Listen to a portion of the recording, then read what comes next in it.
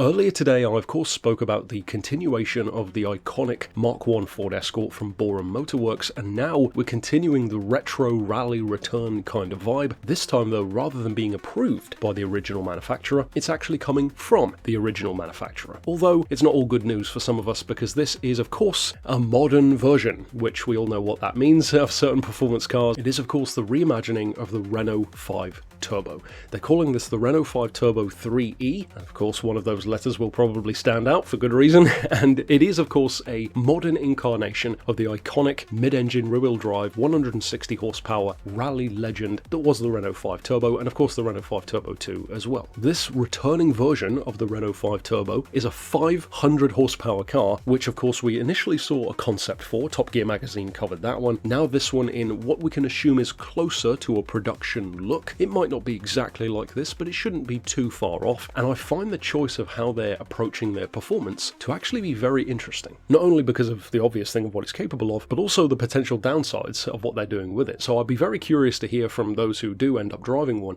because spoiler alert, they actually are producing these. It's going to be a limited production run, as you would assume, and you can actually register your interest on the website already. It has a carbon monocoque frame, it's supercar level stuff, so doubtless it won't be cheap, and with 500 horsepower, and here's the key point, rear-wheel drive, like the Classic had, that sounds like a bit of a challenge to drive. The thing which I've been pushing back on talking about so far though is the obvious thing, which I'm sure many of you already know. It is, of course, as the 3E name implies, electric. But what I do like at least about them going fully electric here is the way they're doing it. As I said, it is going to be rear-wheel drive, exclusively, and with 500 horsepower, that is of course between two independent motors, one for each wheel, with 250 horses apiece. Now of course that gives you a huge advantage of having that kind of moment-to-moment torque vectoring, etc., which would be even more precise than a diff, but that is bound to be a challenging car to drive unless they go crazy on driver aids and traction control and stuff like that, which I wouldn't have thought you'd really want to do. Of course there'll be some of that because you'd have to have it, but